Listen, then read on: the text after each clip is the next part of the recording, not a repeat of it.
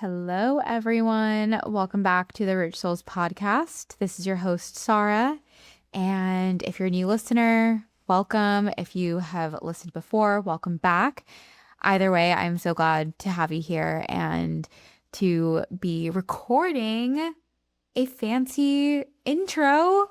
This is fancy for me. If you've listened to the past few guest episodes, you'll know that I've just kind of been like going straight into the interview and not having this one-on-one time between the two of us.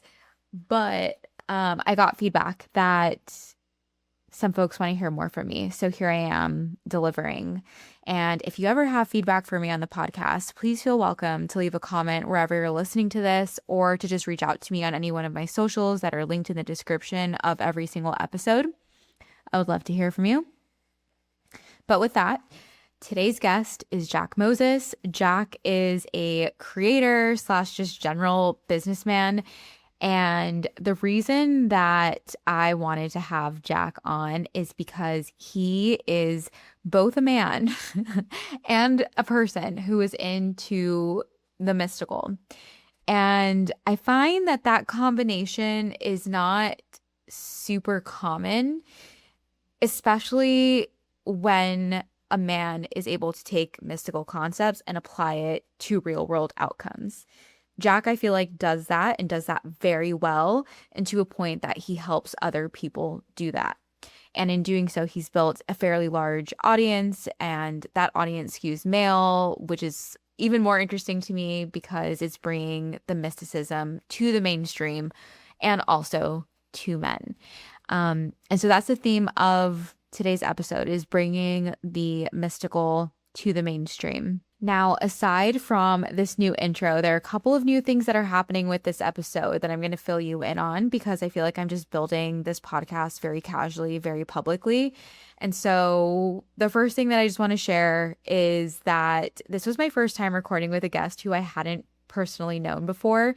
And I feel like that sort of comes off in the conversation because we were really just getting to know each other, and in the process discovering that we actually have a lot in common and also have a lot that we could talk about with regard to mystical systems and probably just like life in general. And so this episode, if you've listened before, this episode might feel a little bit different. It might feel more like a casual conversation, because that's what it was. And part of that is also something else that's new for me, is like I usually am pretty structured with the interviews. I give like a handful of questions and I think very deeply about those questions, because usually I know the person more and I'm like kind of like, I know what I want to highlight in them. It's like their essence, and I know how to do that more so. But with Jack, I kind of knew more of, I guess, less about his essence and more about his perspective. And so my questions kind of, there's overlap between those things, but my questions, I think, kind of more pull out some of his perspective. And then I got to know him and his essence a little bit more in the episode in real time that you guys are going to get to witness. And yeah, I had a really fun time doing that and getting to know him. And I just feel like there's so much more that we could talk about. And yeah, I just, like with so many of my other guests, I'm like, okay, I need to have everyone back on for round two because there's so much more that we could talk about. All that being said, is I have an invitation for anyone who's listening to this. If you are not familiar with mystical systems, you might hear some language that you are not familiar with. And even if you are into mystical systems, you might hear some language that you're still not familiar with. Jack and I both are 5'1s in human design. So I'm kicking it off strong. We're both 5'1s in human design, meaning that we're kind of knowledge seekers. And then we're a little bit more of like a problem solver, a teacher. And I think that really comes out in our conversation because we start talking about these systems and like learning each other's charts and energetic dynamics in the workplace and things. And my invitation for any listener, regardless of your familiarity with mystical systems like astrology, like human design, like numerology that we all touch on in the show, is to go into it with an open mind. And I think that's part of, the theme of making the mystical mainstream, is having an openness to to the unseen, which is exactly what the mystical is.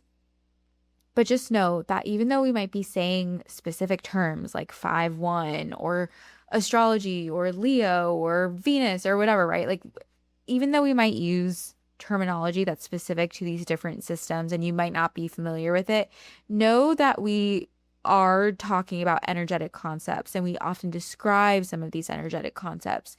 And in doing so, although you may not know the language with your mind, you may be able to tap into the energy and therefore the feeling, the sensation, the experience of the energetics that we talk about through these systems. So again, open invitation to go into it with an open mind and see how it lands with you. If you do listen to some or all of the episode and you are grappling with some of these systems, I would love to hear from you in the comments about what resonated, what didn't, what you'd like to know more of. I feel like a really interesting episode with Jack or with others could be, or even a solo could be, about mystical systems and how to apply them into your day-to-day and to use it as a tool for self-awareness, which we do talk about a bit in the episode. But if you want me or us or me and another guest to go deeper on that, I would love to do that, because at the end of the day, I do feel like all of these mystical systems, they really are reflections of the psyche. They are systems that capture such layered nuance of the psyche that we can use to understand ourselves, others, and how the world works. All right, that's enough gabbing. Enjoy the episode. Jack, welcome to the Rich Souls podcast. Super excited to have you on. I usually kick episodes off by telling guests why I had them on.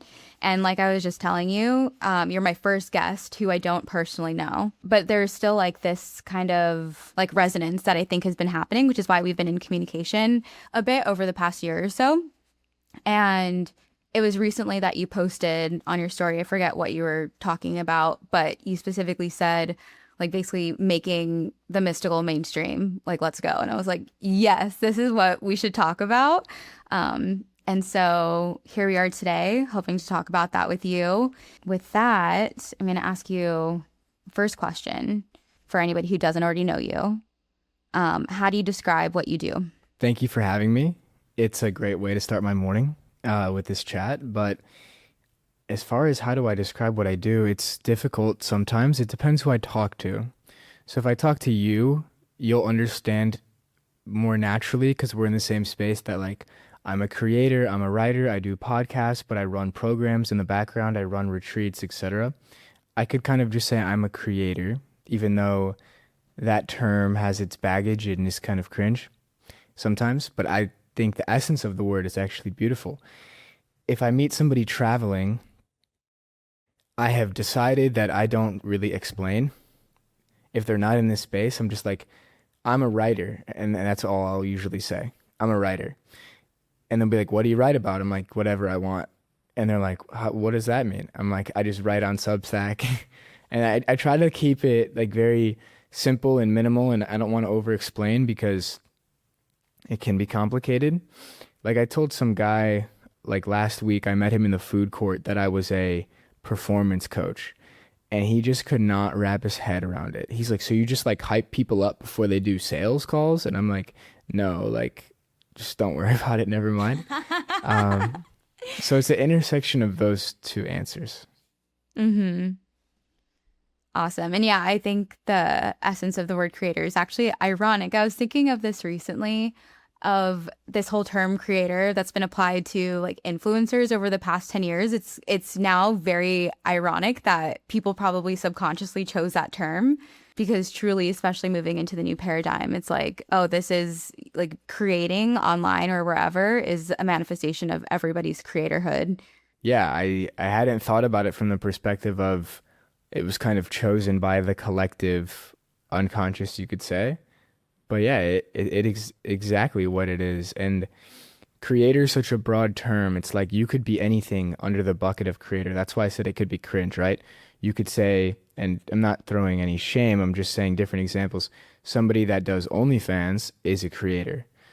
Well, maybe they're not truly, like, are they creating anything new? Well, maybe from some perspective.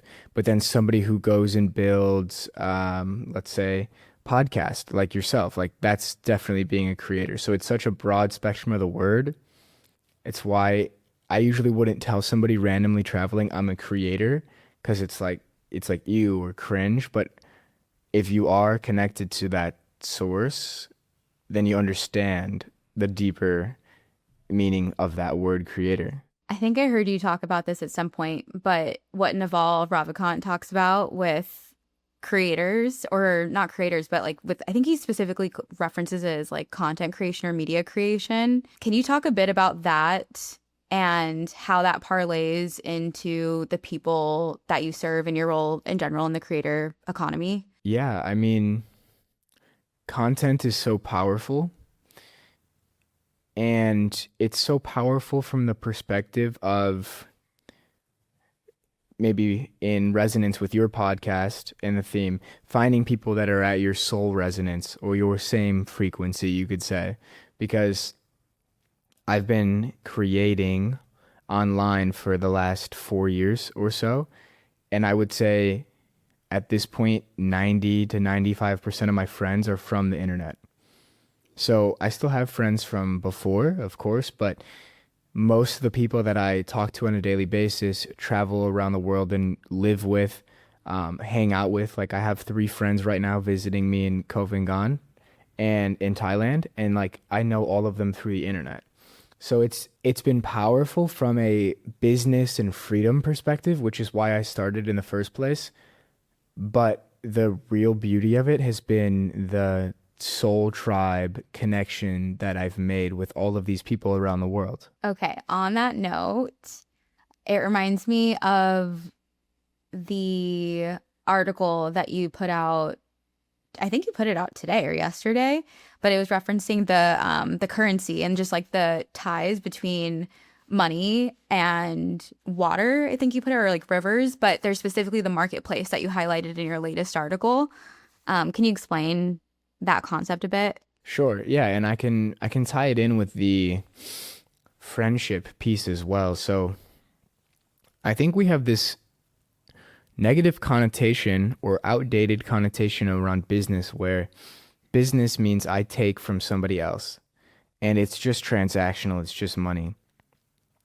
I think we're entering a new paradigm where at least my philosophy is becoming how can I create offers, products, and services that I feel so intrinsically connected to that I would actually want to sell it to my friends and family. Because when I started 3, 4 years ago, I wouldn't have considered selling to my friends from home or selling to my family. It would have felt wrong. But I had a negative connotation around money and what that actually meant. Money is just energy exchange. I think I saw a girl on your podcast say that like last week or something. So it's a similar theme. From that point of I want to create offers, products, and services that I would feel actually excited to share with my friends. That's a really good heuristic for creating your offer. If you're excited to share with your friends, you're connected to it. And you trust it, you trust yourself, and you're confident. Now, in terms of the river of money, it's a longer article, the original one, but essentially there is the stream of the river, which is like where the river flows, and there's the bank of the river, which is what is on the side of the river. And it's very interesting when you look into the etymology or the meanings of the words associated with money. They're all water based. Bank, like you store your money in the bank. Stream of income. How does income become liquid? Because it can move faster. Currency, there's a direction, current to money. So I just explored that in that article. And basically, the stream is where, in my head, I visualized it as that's where money is made. Think like all these boats or all these people are just in the stream of the river and they're interacting with each other. They're on social media. They're transacting with each other. What I came to with that article was when you're not in the stream of the river, you should ideally be building something very valuable on the bank of the river so that when you can re-enter the stream or the marketplace, you move faster with more leverage and with more value. The issue is a lot of people, when they're in the stream, they're only passive. And also when they're on the bank, they're only passive. You want to be active in the stream. Because if you're passive in the stream, you're consuming everybody else's content. Maybe you're liking their posts, liking their stories, but you're not creating any real motion and energy that can then bring abundance to your life. Because abundance, money, it's energy. So you have to align with this principle of active creation to make more of it. And then most people, when they leave the river of social media, you could call it, they go to the bank and then they also do things that aren't like conducive to making more money. And you shouldn't be working all the time by any means. That's the article too. And I know you were just like barefoot outside in the grass recharging, but I would say that's really, really valuable. And it's only, I would say it's only bad to leave the stream and be on the bank. And I know we're talking in so many metaphors here, but if you don't do something that recharges yourself or adds value to yourself or your business, so that when you re-enter the stream, you're a better version of yourself, you're more valuable, you have more value to bring to the marketplace. So we could deepen into that analogy if you want, if there's anything that doesn't make sense, because I know it's a little bit metaphorical, but hopefully people understood that. Yeah, I know. I think we touched on like maybe 3 different articles. It's because it's fresh in my brain, which also reminded me, this is yeah, there's a couple ways I want to go. I think part of what we're stepping into, what you're talking about, is essentially cultivating one's sense of essence as a human being, like separate from any outcome, just like cultivating who you are and like really carving out time to be.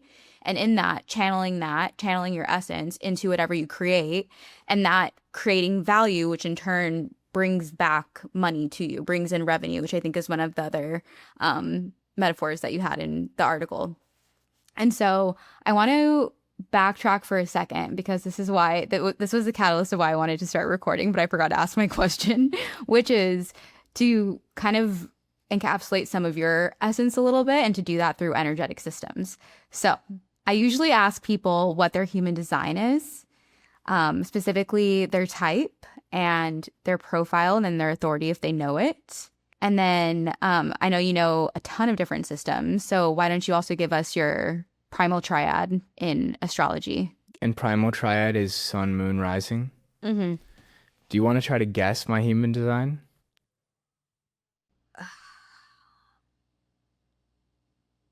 Oh man.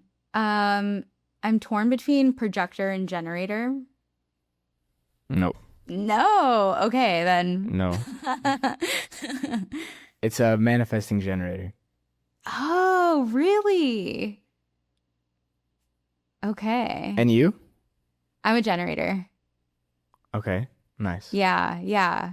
Interesting. Okay.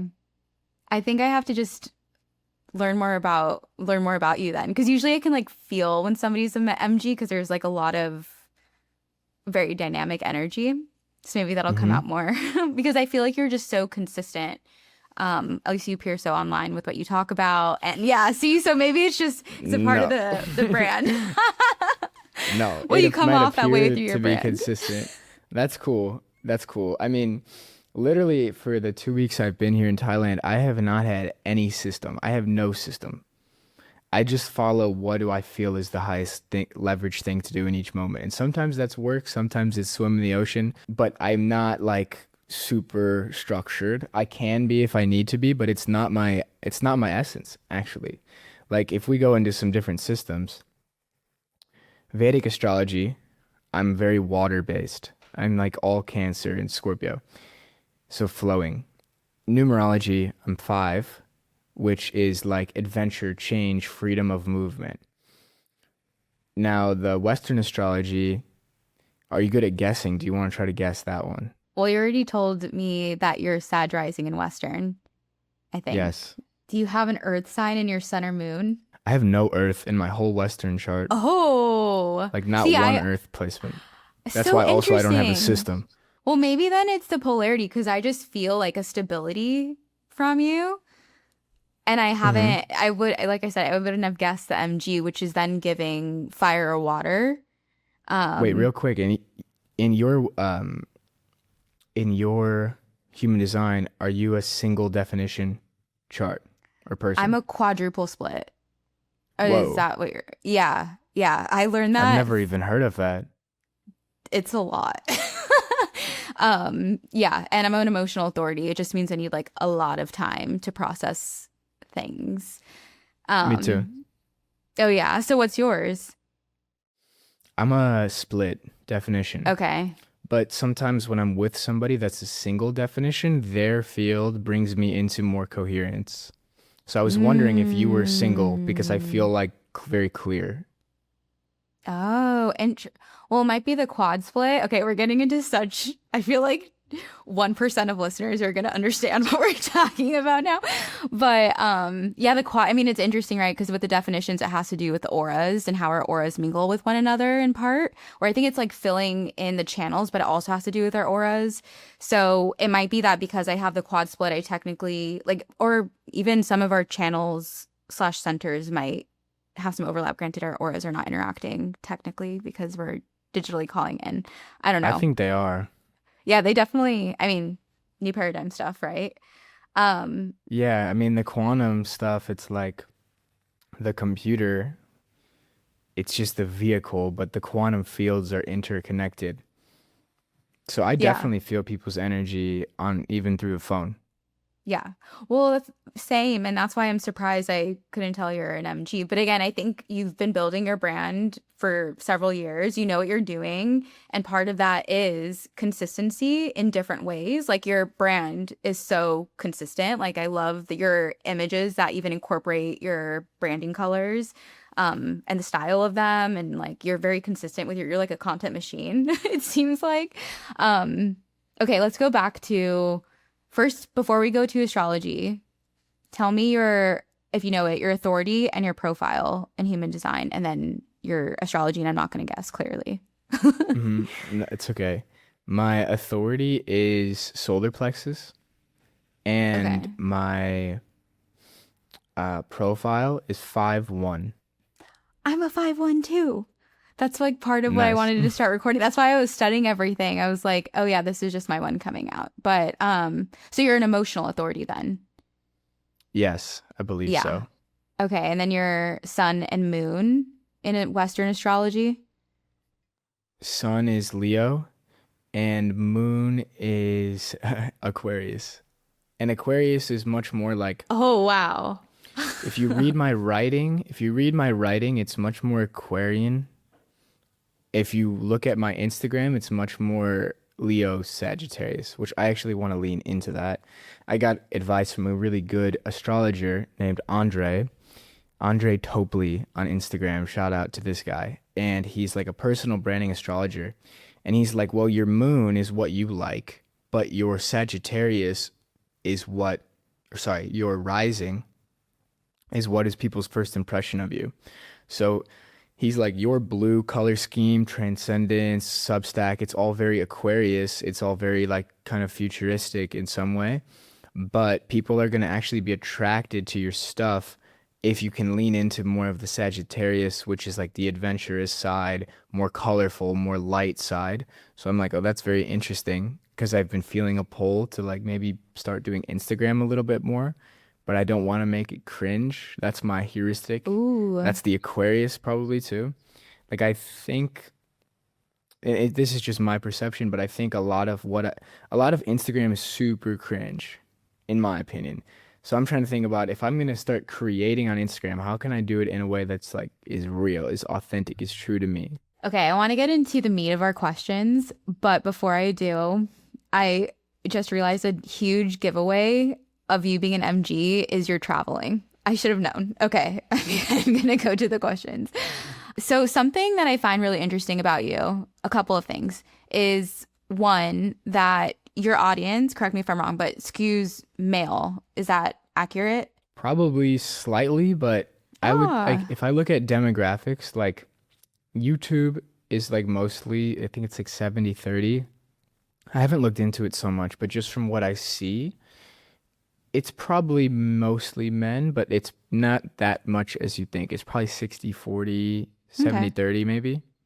Okay. Even so, I find it interesting that such a large s- part of your audience are men, the majority is, and that they're interested in mysticism, because maybe it's just like my Ooh. field and what I attract, because I tend Men to. in mysticism. That's something. I need to write that down. Oh, that was part of like that's the other side of the coin of making mysticism mainstream, right? Because mysticism is inherently, from my understanding, feminine, in the feminine polarity. And so to be a man who talks about mysticism in a way that is very grounded and practical, like even the articles that you just mentioned, I like they're so, I think, well written, articulated, of these energetic concepts and bringing it into form in a way that people can resonate with, regardless of whether they are tapped into energetics. And so I think there's the part of, yeah, just like how you do that. And so, how have you learned to frame mysticism in a way that is strategic and impactful, specifically for men, and not just perceived as woo? Usually, the people that come into my awareness are already open. I don't really change too many people's minds, and I don't speak about it to people that aren't open to it. Um, but a lot of my, I would say all of my consulting clients, the men, we talk about astrology and stuff every single time. Now, there's a guy that I'm working with, and he's like a health coach for men. And he doesn't necessarily bring what I'm telling him about astrology and these esoteric fields into his work directly. But through looking at his chart, he has Mercury in Leo, rising in, he has like a Leo stellium, now that I know what that means. So he had Mercury in Leo, and he's also trying to deepen into his marketing strategy and improve his content. And I'm like, well, dude, if you have Mercury in Leo, rising in Leo, like you've got to be telling your story. You've got to be telling your story all the time. And then his Venus is Cancer. So I'm like, once people go deeper into your stuff, then they're going to be attracted to your emotional depth and they're actually going to feel connected with you. So that's one example of how it can become practical from a content advisory perspective. Like your ideal content strategy is written in your chart. But also from a business perspective, there are other positions that are going to align you more with where you want to go. Does it make sense? Yeah, it does. It does. I remember I messaged you fairly recently about this, and you responded like about men and mysticism. And then you responded saying something like, oh, they care when it comes to money. Like they'll start caring when they realize it impacts their bottom line. Can you speak more to that? Yeah, I mean, I think I originally wrote that tweet because I was I was at a bar in my hometown on Blackout Wednesday, and I was talking to some dude who I am friends with from years and years ago, and he's really sweet. He's like, dude, I love what you're doing. It's so cool. He's like, I just can't get behind the astrology stuff. I don't believe it, etc. And I've had those same exact things come out of my mouth for different areas, like astrology, past lives. I've told people, I'd be like, I don't believe in it. I don't understand it. Then I start to see it.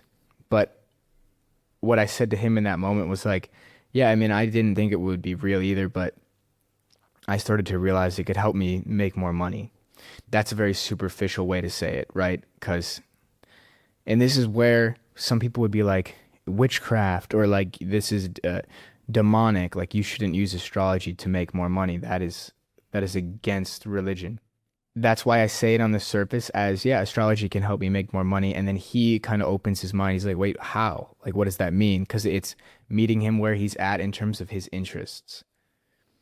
Now, Mm-hmm. on the thread that I opened up around witchcraft or being demonic, it's like, though all those things, all these esoteric, occult, symbolic tools have the potential to be used in a negative way, in a manipulative way, both in the sense of manipulating other people and manipulating reality, manipulating God.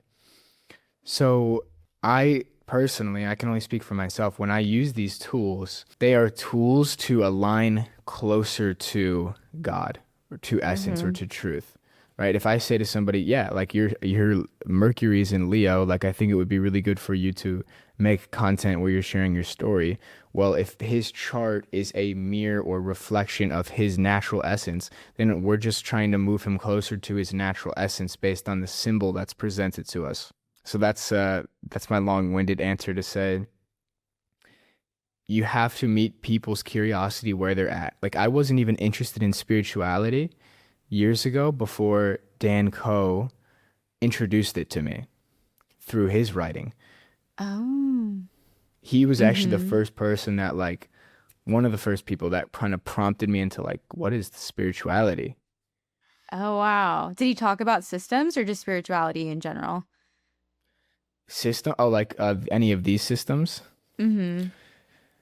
No, he more so talked about models of development, models of ego development. So like spiral dynamics, 9 stages of ego development. Those were the first things that I read about. And then he also was like super big on Alan Watts. So those were some first things. I don't know. He never went into this stuff in his content. I don't know if he knows about it. I bet you he does, but he probably doesn't speak about it. And that's interesting too. And I've been kind of debating that myself, right? I know I said I want to bring mysticism mainstream and I'm down too. I'm down. But I also I'm okay not speaking about it in every post. Yeah, yeah. I think it's such a fine line in terms of the transition to mainstream, right? Like historically, mysticism was often used by like oracles theoretically, right? And used to consult leaders. And for all we know, that's still happening on the back end. But they don't always talk about it because at the end of the day, it is that fine line of kind of the delusion. This is like a big lesson I learned with Pisces and Saturn in my with my return is like the line of delusion and faith is very fine. And you do like as human beings, we are straddling both form and the non-form and um yeah, and we know too with like the early 2000s, I feel like really it seemed like there's a lot of negative connotation around like new age and everything like that. So anyway, all that to say we're just in a transition and as long as we're imbuing what we're creating, I think with these with our essence and using the tools to help us get there, I feel like that's more impactful than actually naming everything. It's just not going to resonate with everyone. For sure. Yeah, for sure. Like I have a lot of friends who it doesn't resonate with at all. But can you speak more on that line between you called it delusion or no, illusion and faith? Delusion and Yeah, faith. delusion and faith. Although I'm trying to remember illusion, I think one is singular and then one's plural. Like you can be in a state of delusion, but a state of delusion consists of many illusions. Um, yeah, and yeah, the line is just so fine of like what is delusion and faith because really if you have faith by believing in something that's not there, right? But delusion is just that, believing in something that is not there. And I think the nuance is that with faith, there is an anchoring into truth. And then that's how you know that it's from faith and truth, meaning like centered, kind of grounded energy, and almost kind of like life force flowing you through you. It's like a certainty from the inside. Whereas I feel like delusion can even skew with mystical systems, like with angel numbers or with astrology, where you just start seeing what you want to see and using those things to feed a story that you've made up in your head. It's much more like upper chakra, airy fairy, which I think is where like the original like law of attraction and like earlier new age kind of movement began. And now we're moving into also, I think, like a lot more embodiment, which bridges, with the lower chakras and bringing, yeah, the higher stuff into form. But yeah, that's kind of where my brain goes with the delusion and faith line. It's an interesting discernment because I think it can only be known internally if you really are listening. Because I'm trying to think of an example in the moment as you're saying this, and like, okay, let's tie a system into this. I like numerology. Let's just use that. Let's say somebody's an eight. Eights are really good at making money, typically, or they have the potential to be really good at making money. The same eight, one of them can be listening to their intuition, listening to the signs and symbols around them, trying their best to live in alignment with truth, you could say, with God. Now they're walking with faith because they might not know where they're going, but they're listening to the best of their ability as what is true, what is actually true, what is aligned with the collective, what's aligned with God, what's aligned with my highest self right now. That's faith.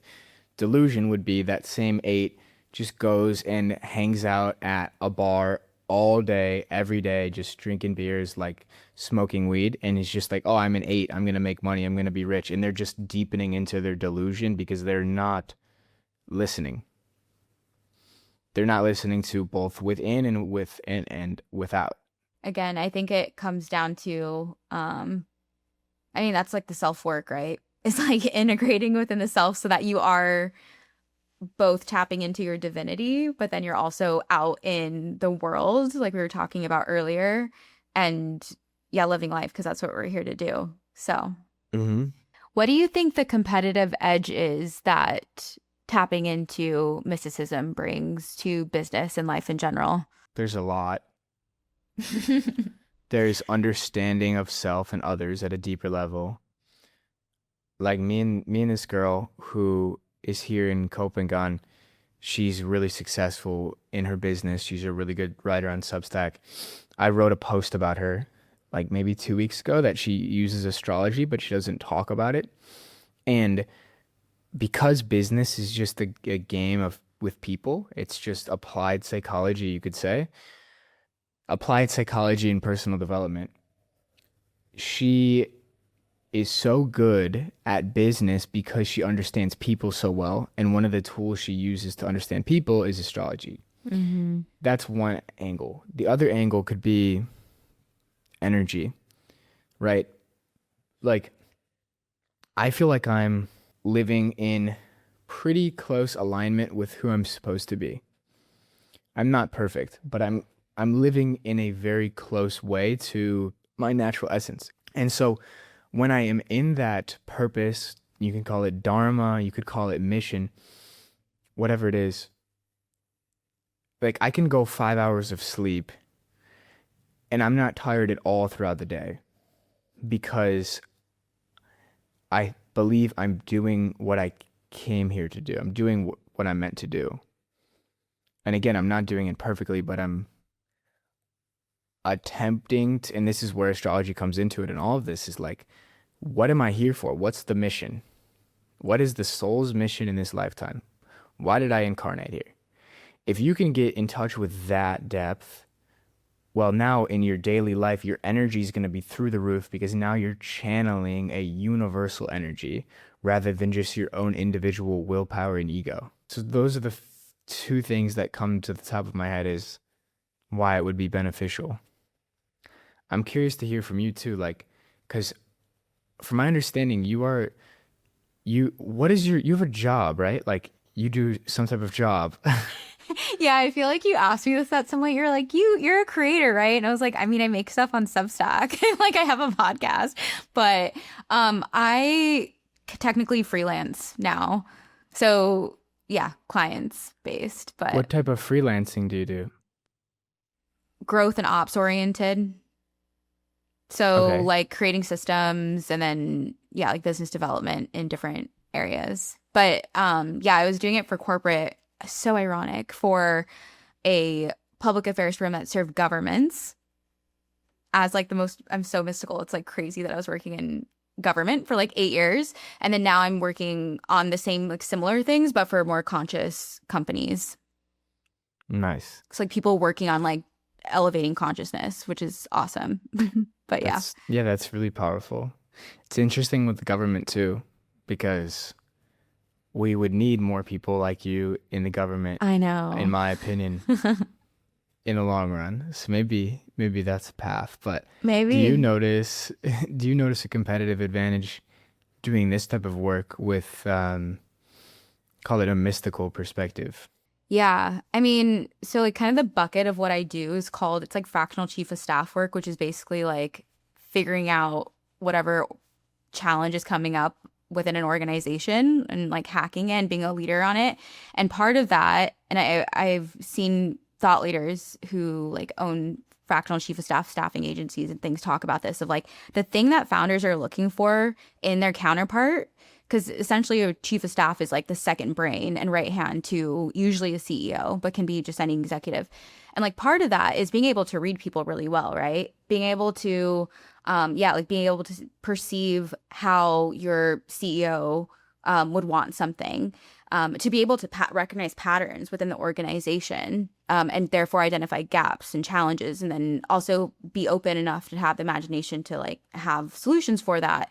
And I think those skills also just boil down to like self-awareness and mystical systems, and even outside of mystical systems is like shadow work, inner child work, integration in general. That all builds self-awareness that you can then learn, or that you can then apply to other people. And I've found in my experience, sometimes it's unconscious. Like I just intuitively, right, like can sense something's off, even if I don't necessarily have the language, and I just like pull the thread, follow my intuition on it, and then it ends up being something that I can then name and like bring into form, whether it's solution or just like identifying a challenge. It's really powerful.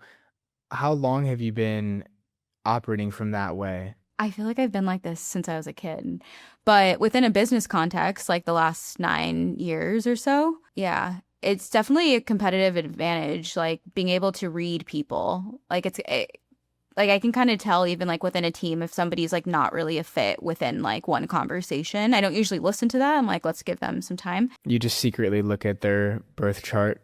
No, I can feel it.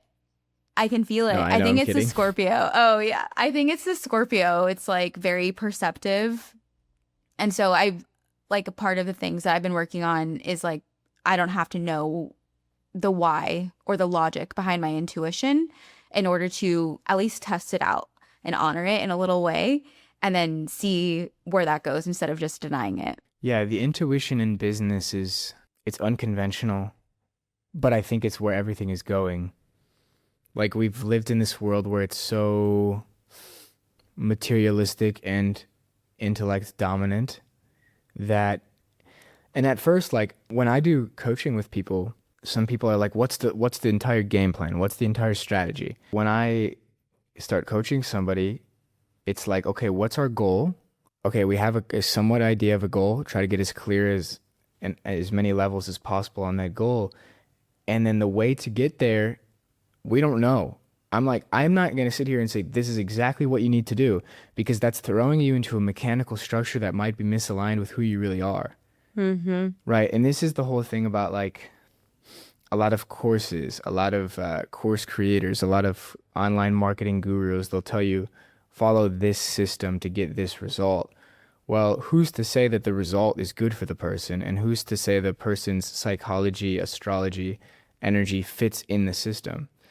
So my approach is very intuitive and non-linear. It's like, okay, we know where we want to go, but I don't know how to get there. We're going to find out how to get there one step at a time. I think that's the only way you can do it. And that's like more reality transurfing, I would say, than like Harvard MBA, if that analogy makes sense. Yeah, I need to read Reality Transurfing. That's the name of the book, right? You've influenced me. It's on my list. Really quickly, I want to ground a lot of what we've talked about. And I think you just left off on like a really good point, like started to tap into this example of the business levels. Can you explain that? Because I think that's a really good takeaway for anybody, regardless of where they're at in the mystical. Yeah, the business in levels concept. Yes, yeah.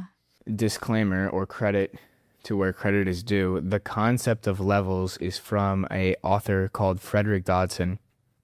I didn't come up with the levels concept myself, but I like it a lot and I use it in different contexts. I just did it with somebody last night on a call.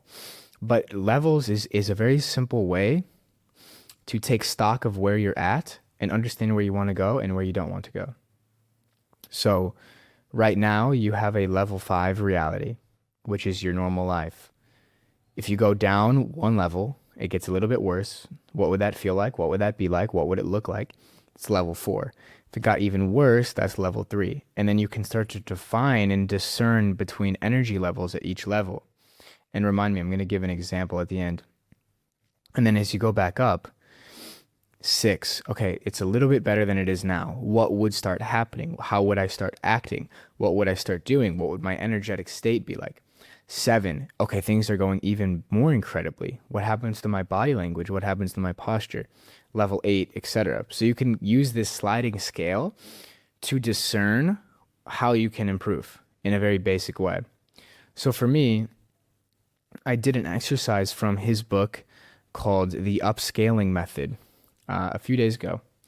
And basically, he had you find a limiting belief, write that belief out, the root of the belief, and label it as level 4.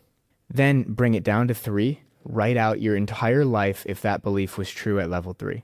And then you keep going down to 2 and 1. And then I did it inversely for what is that belief at level 5, level 6, level 7, and level 8. And this is in a business context, really. And the most important thing that I realized is that these levels are just ways to tune into different frequencies. He calls it, you want to be able to play with frequencies like a piano. Like you want to be able to dance between frequencies, up level, down level, whenever you want. So at the lower levels for me in business, the energy behind it is an energy of contraction. My body starts closing in, my shoulders are hunched over, my legs are closing, my head starts going forward.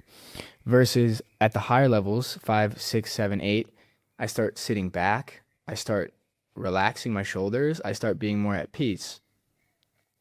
And now by understanding those two realities, which the level 6, 7, 8 is a more abundant reality, level 4, 3, 2 is a less abundant, more scarce reality, I can notice in my daily operations, like let's say I'm messaging somebody who I might work with eventually. Well, if my body language and energy is in the contracted state, I'm not you could call it signaling to the universe that I'm open to receiving, or even creating an energetic channel to receive. And then the message that I send from that state will be different than if I sat back, I chilled out, I relaxed, and I remembered what is level 7 energy. And then I send a message from that state without attachment. And then it starts to come right back in because now I'm open when I'm sending it.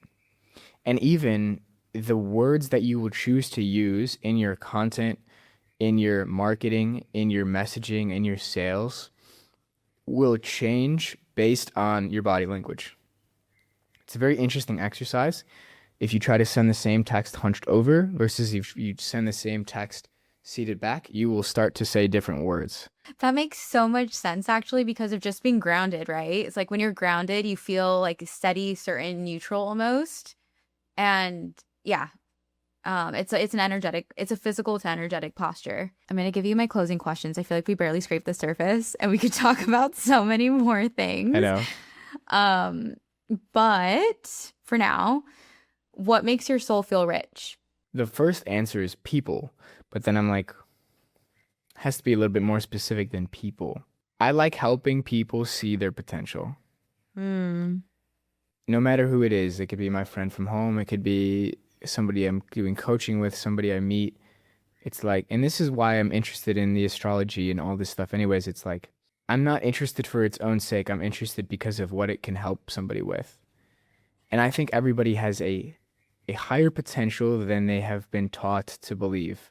Their potential's been dumbed out of them. But we all have unique genius. We all have unique talents. We all have divine abilities, creator abilities. And I love to be a vessel or a mirror to help people realize that and become self-empowered and then experience better things in their life because of learning to trust themselves, learning to know who they are, and learning what makes them unique.